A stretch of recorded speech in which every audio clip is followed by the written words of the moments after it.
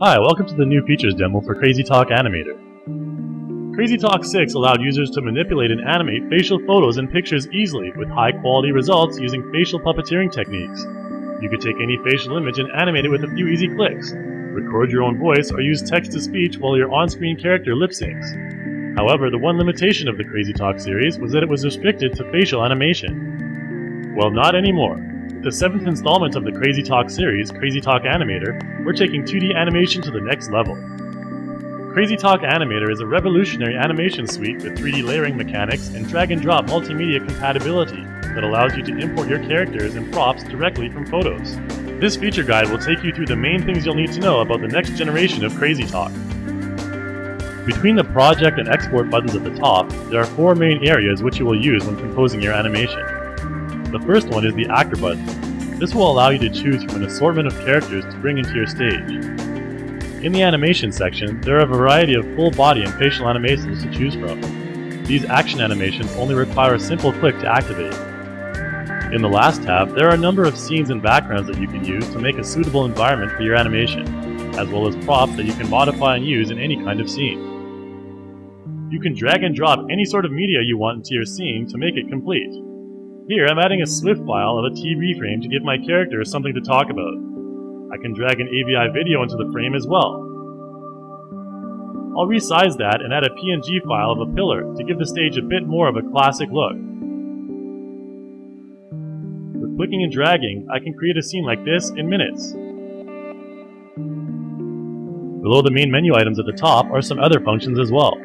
If you select 3D view, you will get a true 3D view of your scene. Then you can move elements back and forth to create a stronger 3D effect. Use the Duplicate button to create a copy of any item on the screen, from characters to props. Flip will simply flip your character from one side to another. This is a useful tool for quick turnarounds. The Link tool allows you to link objects together. After I link these two characters together, they will move forward together whenever I move the parent object around the screen. This is really useful for attaching SFX or props to moving objects. Once you animate your character and props on the scene, you can press F3 to use the timeline to make more detailed modifications to your keyframes. As you can see, there is individual channels for a number of scene elements, including individual body parts. The first thing you might want to do in CrazyTalk Animator is import your own character onto the screen. Go to the Import Actor button on your left menu bar. You can open a saved project, import a new one, or else open a sample image. The first few steps are similar to those found in CrazyTalk 6, such as masking and character fitting, only this time you are fitting a body as well as a face. The first few steps are simple. Just place the indicators over the major joints in the body, such as the shoulder, elbows, hips, and knee joints. The first is called the simple mode, and the second is called the basic mode.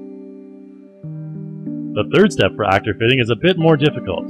This is where you have to make sure the entire character is encompassed by the control points and framing. Make sure that all the character material is covered, as well as the entire head. After you finish that, you can move the parts around to see what joints require masking. If you see some weird things jutting out of your joints, that means you need to smooth and mask out those excess areas.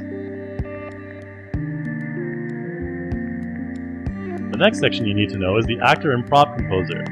This is where you can set detailed modifications to your character. As you can see, when you enter the Actor Prop Composer, there are a number of replacement options available at the top of your screen. You can replace face details such as eyes, nose, and mouth, as well as entire body parts. The options for interchangeability are endless. In the Character Prop Composer, you can also replace different body part sprites with your own image files as well. Here I'm using a PNG file of a robot arm to replace this young lad's hand. Just put it into position and I can apply an animation right away.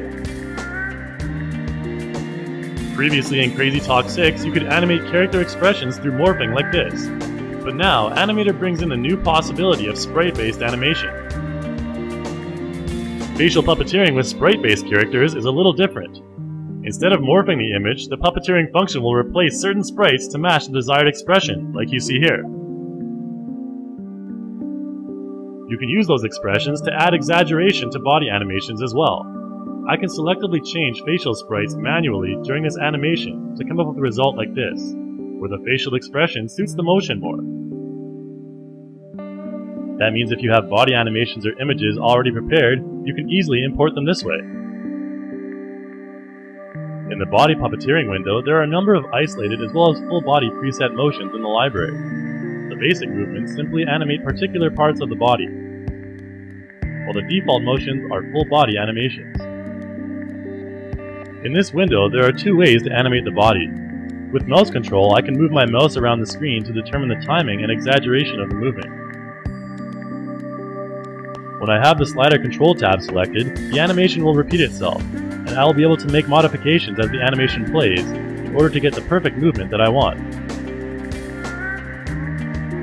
If you want to try for more detailed body movement, you can select the motion key editor on the left of the main stage window as well.